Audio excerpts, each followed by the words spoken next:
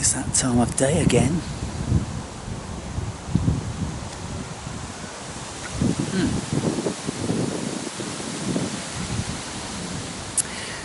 Today is a wonderful day. It's wonderful in that it's between 20 and 22 or 23 degrees. And there's thin and scattered clouds around. And there is a reasonable breeze that you can hear with the rustling of the trees.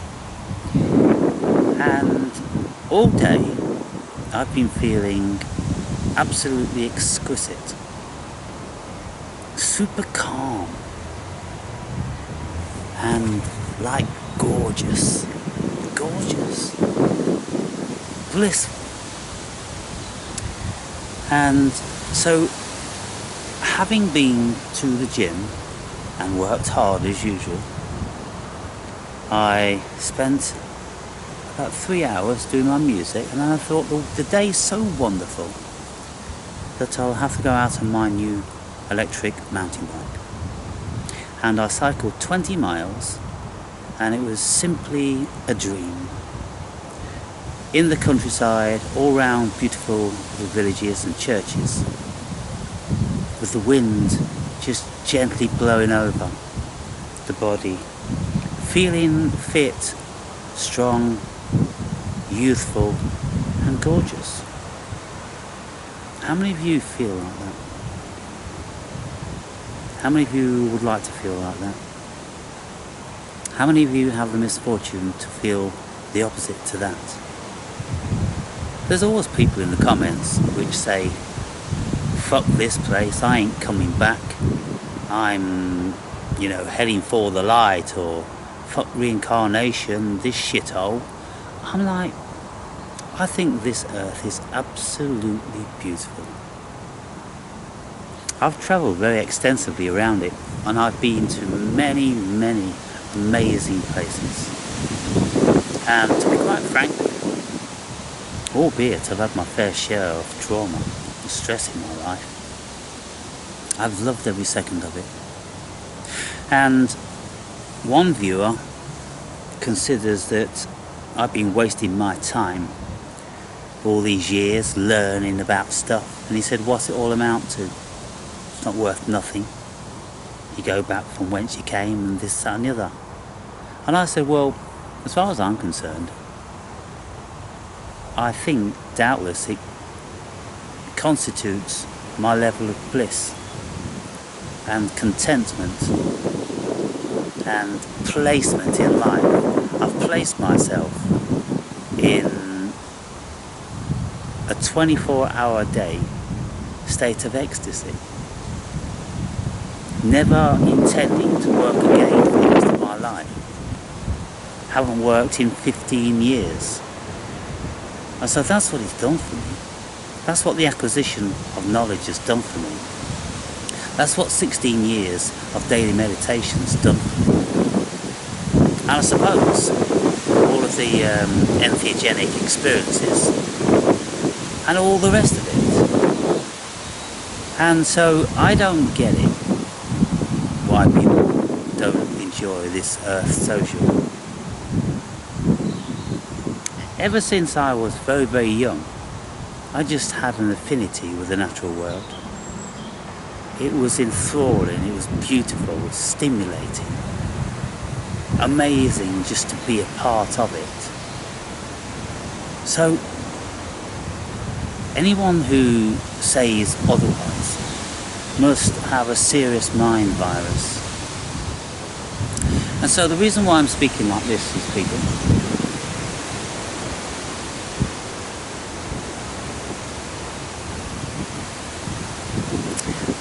because of something I've been encountering these last few days.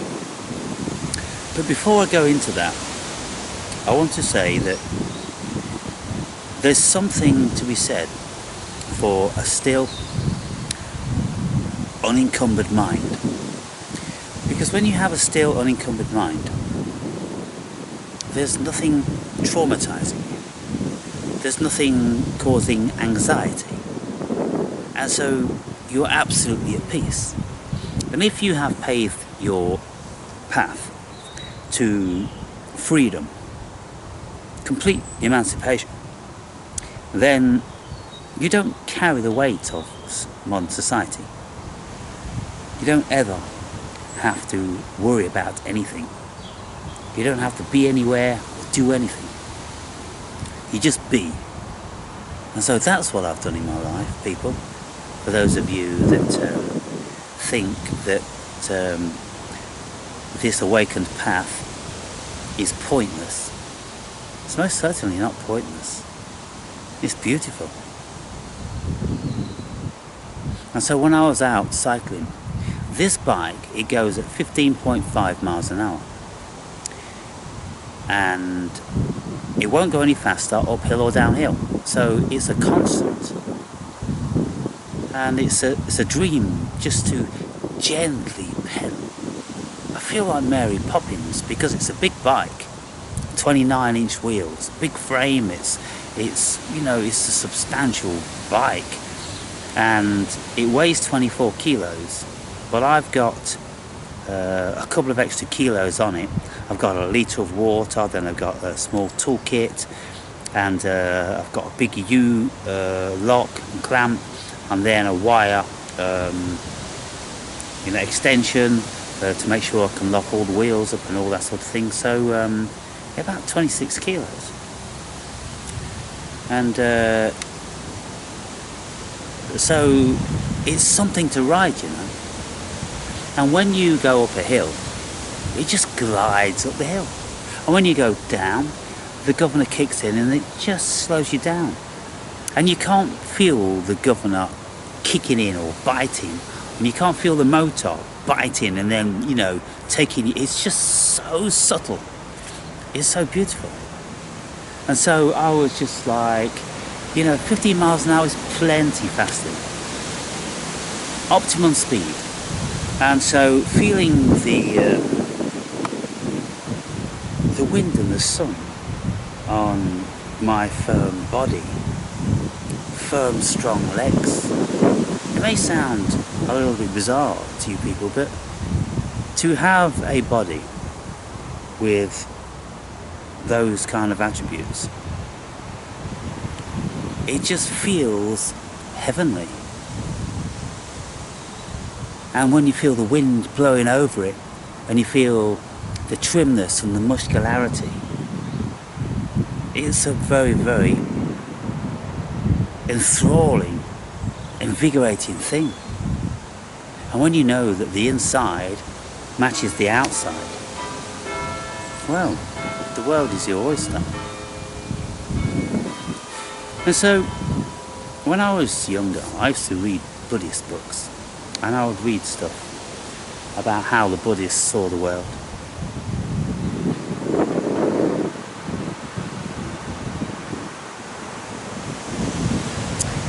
And how they would speak like I'm speaking now. And I didn't know what they were saying. I rationalized it, and I realized that there was more that humans can experience when you become still and calm, and you have a level of self-mastery, and through the meditation and all those sorts of things, I realized that there would be more. And there is. And now I've found that more. And I don't know whether there's any more. Because if there's any more, I'd be walking around like I was on DMT constantly. In absolute ecstasy. Not being able to do anything because you're just in so much ecstasy. And so when we feel the sun on the body, and the elements, and the cool grass underneath my bare feet, and the sun on my firm, strong, crossed legs, muscular they are. Oh, there's something to seek for, people. And this is why from time to time I have a go at people who don't have those interests, and don't meditate, and they don't eat well, and they don't keep their body in shape. And those people, I don't think will ever realise the kingdom of God. Because if you don't have a fully functioning, beautiful body, I don't think you can be there. And some people may feel a lot of resentment, and doubtless I'll get a couple of comments from a certain somebody telling me that they feel so wonderful and precious and everything like that, and just because you got saggy boobs and saggy arse and tires round your belly, well, that doesn't stop me from being in the kingdom of God. No, darling, it does. Darling, it does. Because like you just said, or like I just said, because you made influences in the past, saggy tits, saggy arse, and all that sort of stuff. No, it isn't in the level I'm talking about. And the level I'm talking about is that level of perfection. And I'm not as fit as I was moons ago. I used to be super fit. But I'm fit enough cardiovascularly and muscularly to still be in that level of hierarchy. And I just wonder what people think when they hear me speak like that. You probably consider it very elitist, very haughty. But I've worked all of my life for these people. And I'm just telling you how I feel. I started weight training when I was 14 years old. I started boxing when I was 16 years old. I started full contact karate when I was 18 years old. And I've been doing something or other for all these years after. And learning, working things out, becoming settled, becoming calm, and having no worries about anything anymore. Just enjoying life. And then you can say, well, you don't sound like that, awake and brave, when you're ranting. Well, I'm playing with characters, aren't I?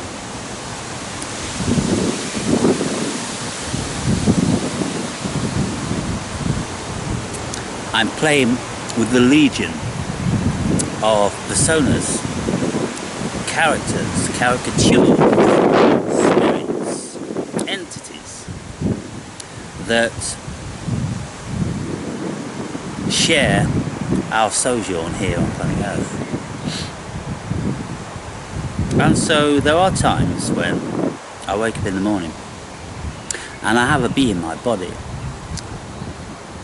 about the videos I'm going to make today, and it's kind of like, who's there?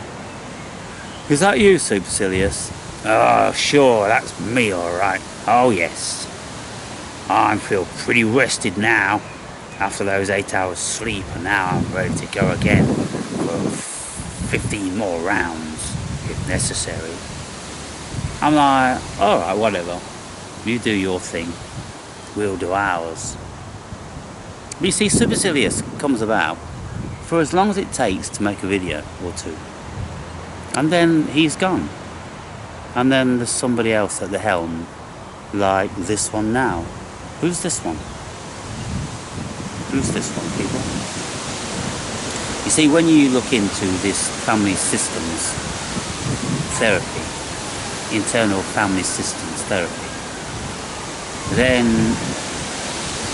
if you ponder, contemplate and feel and introspect, then you can start to come up with loads of alters, loads of parts. There's loads of parts. So one of the parts I'm going to be speaking to my therapist about is the saboteur, because there's been a saboteur in my life, and I don't know how long the saboteur has been about, but for many years. And what does that saboteur do? It sabotages relationships. Why does it sabotage relationships? Because it knows I want to be free. And so you've all seen the saboteur. And the saboteur works with supercilious. And the saboteur will just cut off people in the comments. Will just tear new arseholes in people in the videos. And the saboteur is always one finger away from deleting my whole channel. And as to why I don't delete it, there's a calmer essence, and it's kind of like, just let it be. Just let it be. Saboteur, look, you can say a few short words in the comments, and you can be dismissive, and you cannot call people when maybe it's your turn to call. You can do these things which don't invite people into your life, and that's okay. And the reason why that's okay is because Spirit loves that. Spirit absolutely loves that. Spirit loves this. Spirit loves just sitting and living and enjoying and cycling and walking and those sorts of things. And so my therapist says to me, how does Spirit feel about the part of you that's saying that you may want to go back into society? And I'm like, it doesn't like it, because it knows that there's nothing there. It's all matrixy stuff. There's nothing to be found out there that you can't get sitting, contemplating, or with an empty mind, having a few sups of your favourite beer on a beautiful sunny day in your secret garden. There's nothing in the world that can top that. So why would I want to go back out into the world? And then that part says, well, maybe to realise your potential. Because you've got a lot of potential, Awake and Brave. You could be doing a lot of stuff. Yeah, well, what do you mean? Serving other people? Yeah, serving other people. What, those deadbeats and drones and those people that I don't really have too much time for? Yeah, but there's a few awful right ones among them.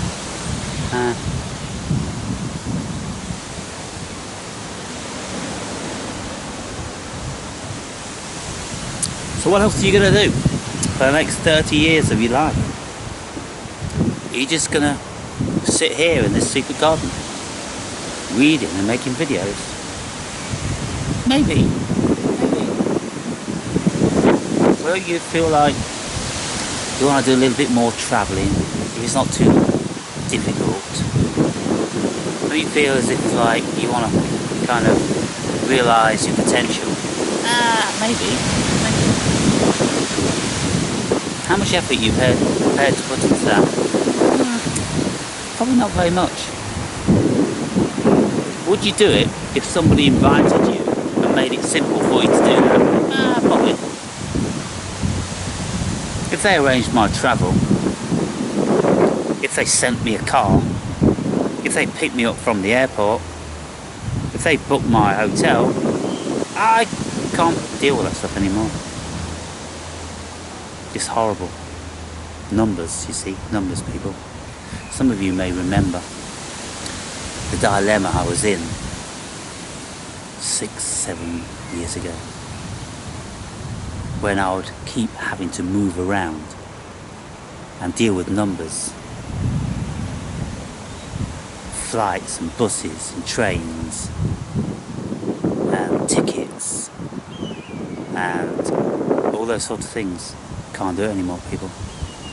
Can't do it.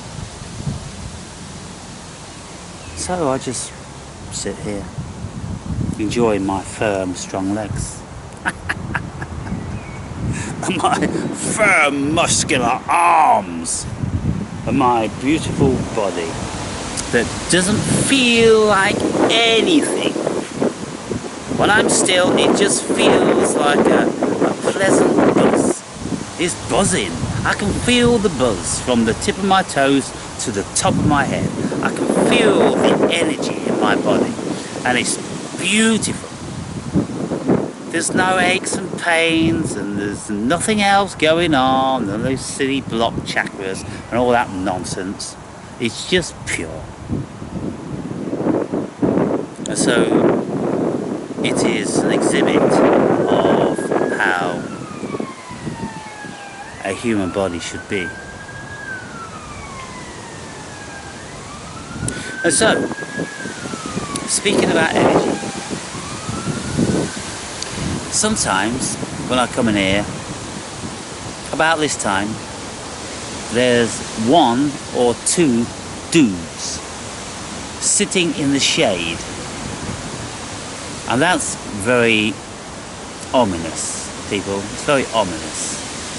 They sit in the shade. They don't enjoy the sunshine, they sit in the shade. Why do they sit in the shade? Because they're dark energies. What are they doing? They are smoking cigarettes and weed and drinking cheap, strong alcohol. And they sit in the shade up against these tombstones.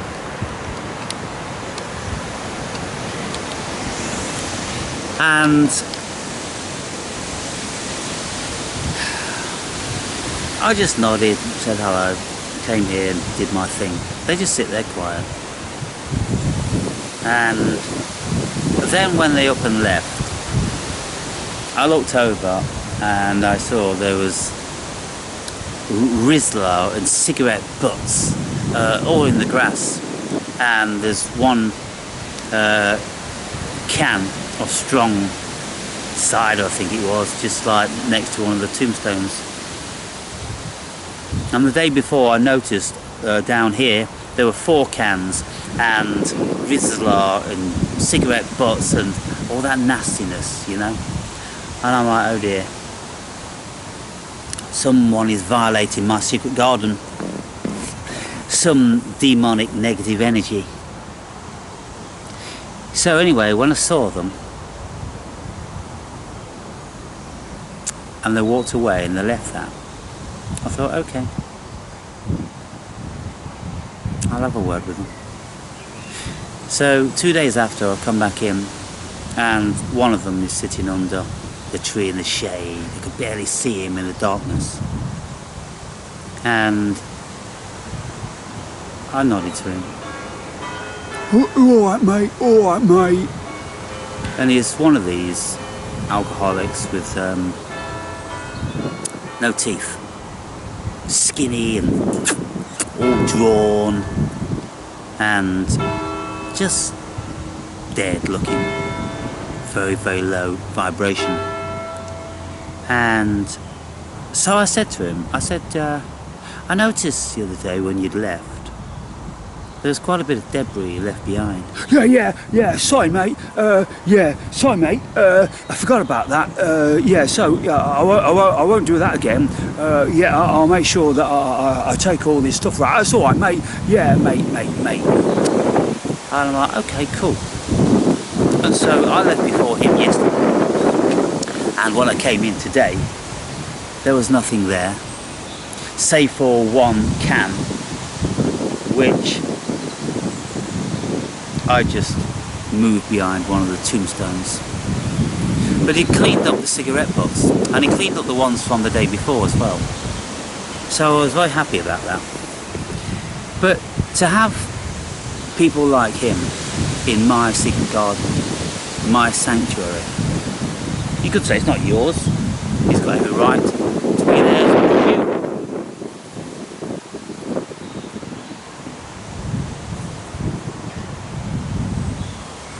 Yeah. But the energy is low, the energy is dull.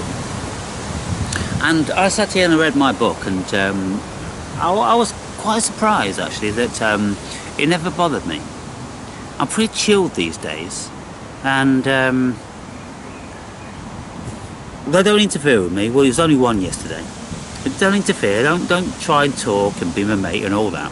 You're just quiet. And so I got up on the left and I said goodbye, and he said have a nice afternoon. And I'm like, okay. It wouldn't be fair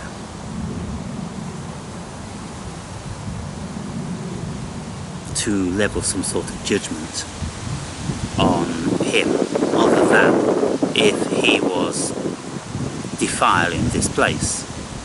But seeing as he doesn't appear, or they don't appear to be doing that now,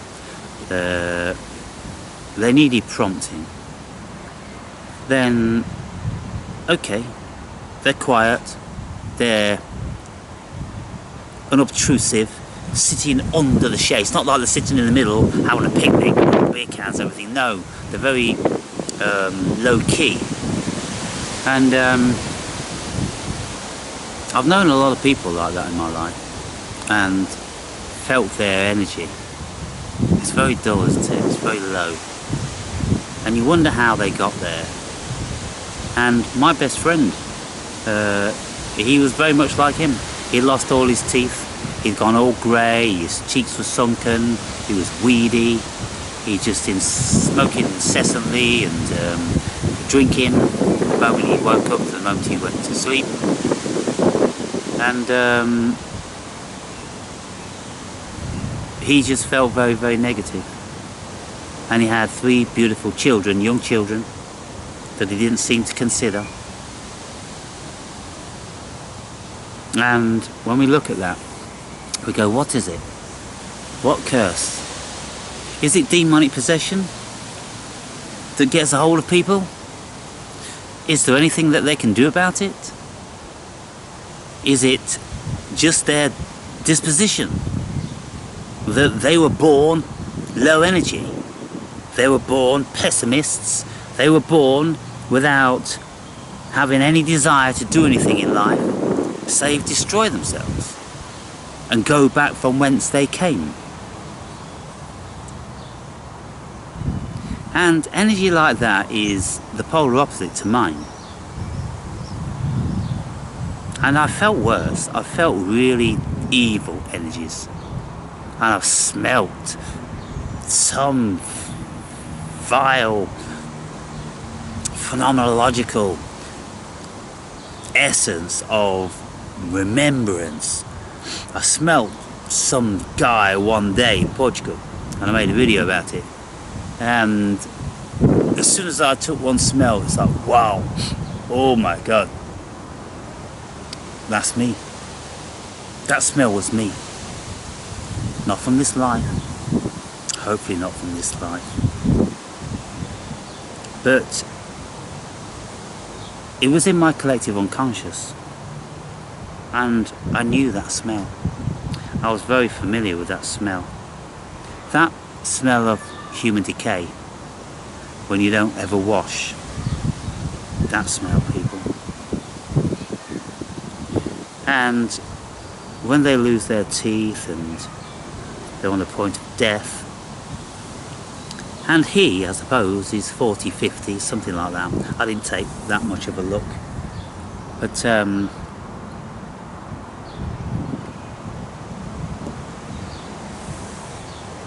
looking at him, he hasn't got long before his liver gives up.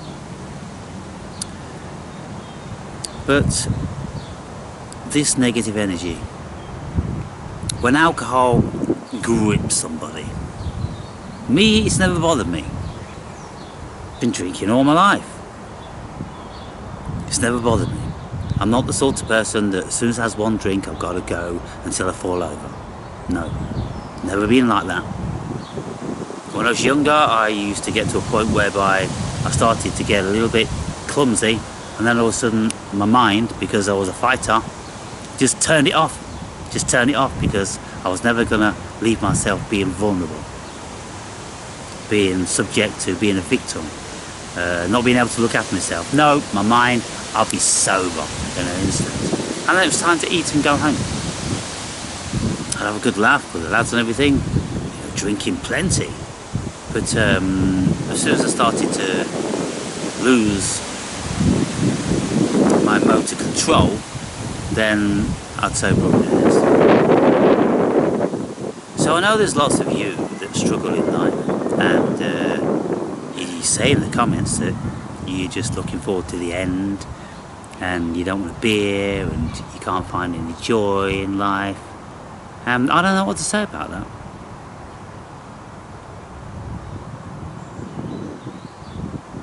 It's alien to me. It's alien.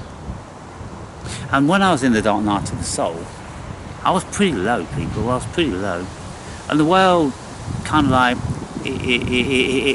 there was a simulacrum that overlaid it. There was a dull simulacrum. And this was through winter, summer and fall. 7 years. I didn't feel like I do now. I was very deep inside. I was deep inside. The ego had been obliterated, and this whole thing was slowly nurturing itself back to health. And it took 7 years before I even begun to come out of the dark night of the soul. And then it took another 7 years before I was fully out of it. And I've only been out of it 2 years, people. And then I look at myself and I say, well, are you really out of it? I'm like, well, how much more could I get out of it? By going back into the matrix? Well, wouldn't that take me back into it? Yes. So surely I'm as out as I can be. It feels wonderful. I don't need anything. I'm in a blissful, gorgeous state every day. What else is there? What else would I want? Nothing. Going back in? Unimaginable.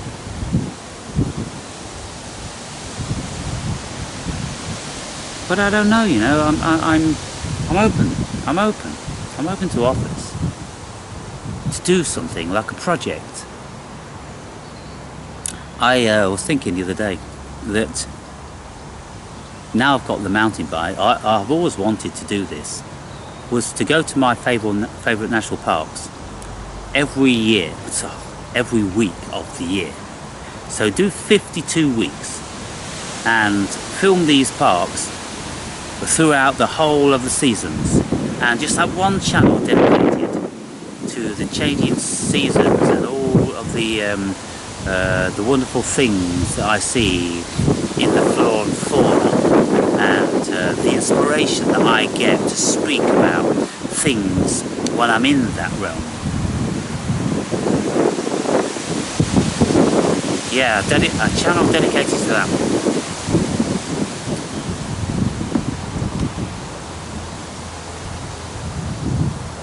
But that doesn't entail going back into the matrix. That entails just doing exactly what I'm doing now. Being alone.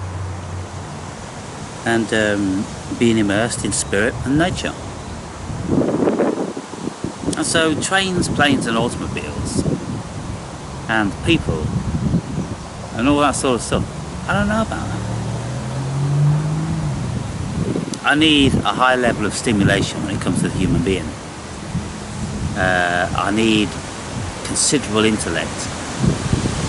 I need stimulating, insightful, thoughtful, intelligent questions and conversation.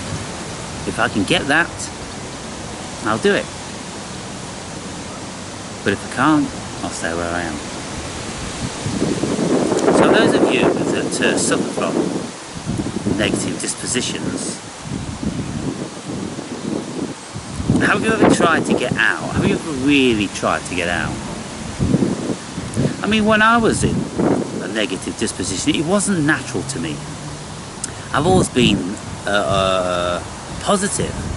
I've always been optimistic. I've always been a go-getter and loved life. But then when I had my spiritual awakening and my egoic implosion, that was a whole different ballgame. And so for those of you that want to know how that was, then it's all in my book. And you see, I wrote that book depicting my experience along these very, very, very well-trodden paths. The spiritual, first and foremost, you get the egoic implosion. Due to stress and all the shit that you've been doing, it just becomes too much, you have an egoic implosion. Then you enter into the dark night of the soul. Then when you come out of that, you start on the hero's journey. Then when you come out of that, you get involved in all different sorts of other things, out-of-body experiences, entheogens and meditation and spiritual practices and all your different sorts of reading and all that sort of stuff, and affinity with nature. You go through all these things. These things are stereotypical. And so I write about those. And then I offer you guys to look at that and read that and then just transpose onto it your experience. Maybe it will prompt you to consider, oh yeah, I was in the dark night of the soul for so many years, and yeah, I actually went on the hero's journey. Oh, I'm still on it actually. Still a struggle every day, but you know, I'm like this swashbuckling, you know, knight in shining armour, and I'm going to defeat and slay all these dragons. Yes, I'm doing all that. Aaron? Yeah. Or some of you say, oh, I'm all over it now, and I'm all settled in like you are now, mate. It took me 25 years, but I'm here now. You know, nobody has ever sent me an email with any level of affinity to any of the things I've said in that book. Nothing. Plato's allegory of the cave. What a massive revelation. Then dealing with Carl Jung's archetypes, angels and demons and gods and all that sort of stuff, anima and animus. And then them looking at God and the devil and all these things that come to play. They come to play with you. Nobody's ever wanted to talk about that. Nobody's ever sent me an email. Bizarre.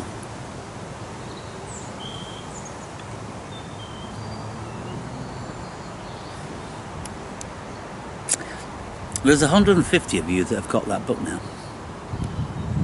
And probably only half of you have read it in its entirety. You probably got bored, you probably didn't see any relevance, because you're dead, your mind's dead, you're not spirited human beings, you're not adventurous. One guy told me, it's a bit braggy, mate. You're bragging about all these posh cars and birds you've shagged. I'm like, is that all you took from it? It's a bit braggy. And then I said, well, what about when I was telling you that, you know, I broke down and I was a complete and utter mess and my ego imploded? Was that braggy? What part about that was braggy? Didn't you just see that overall it was just an honest depiction of what my life was? But he couldn't see that because he was tiny, minuscule mind.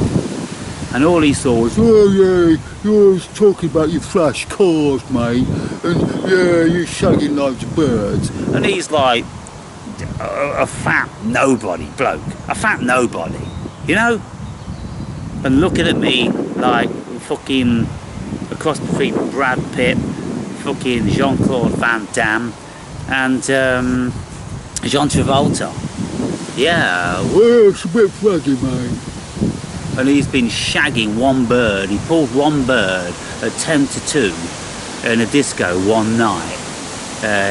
He lost his virginity about a year before. He never had another shag, and then he got this bird at 10 to 2, and she was up the duff, and then they ended up staying together because, well, you know, what else you gonna do?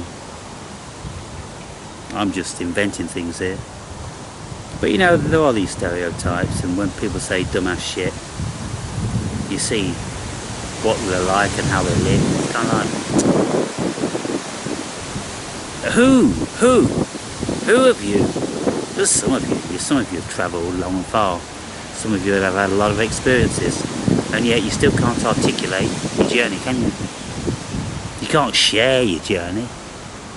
You can't come out into the light and talk about it. No, you're all in the dark. You're still in the dark. And probably you've got your tinnies and you've got your roll-ups and you're in this darkness. For goodness sake, people, fucking come out. Come out into the light. Come out and greet the world. What the fuck's wrong with you people? Oh yeah, well I need my tinnies, mate. Oh, my backy. It's pathetic. It's fucking pathetic. Just turn it around. Just fucking turn it off. Just fucking live. Start eating well, start sleeping well, start exercising well, start thinking well, start doing shit. Oh goodness me, no you can't. Low life, low energy. Yeah, low energy. And so I look at myself and I go, well look, you've been blessed with this fucking cosmic energy, mate. And people have always said, fucking hell, where do you get your energy from? Where do you get your positivity from? How is it that you can always transmute shit into gold? What is it with you, man? You're an alchemist. Yeah, I'm an alchemist. I'm an alchemist.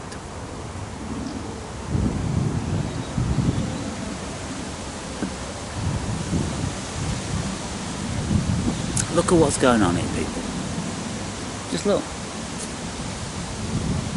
Peace, tranquility, in the Garden of Eden, right next to the house of God. My life has been paved. It's been laid before me. Every single step of the way.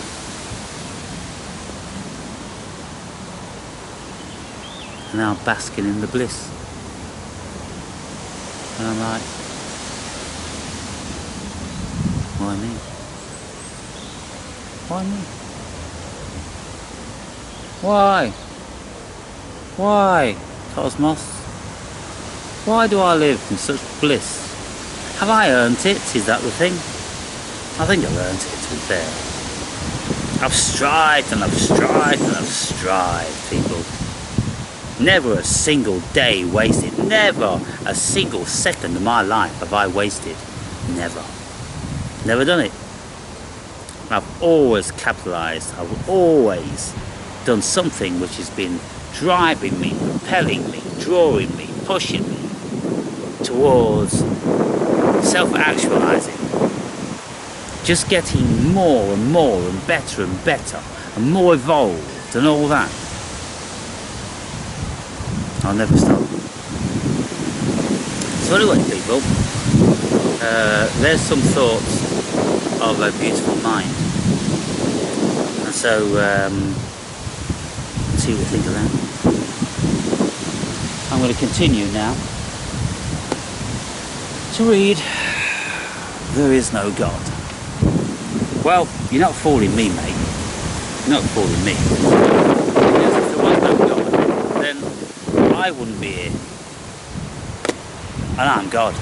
So, fuck you, you muppet. Look at him getting his fucking whiskey and fucking ice down him. No, mate. Don't be talking your bullshit to me. I am not listening. Anyway, this is another opinion. It's useful to listen to people's opinions, isn't it?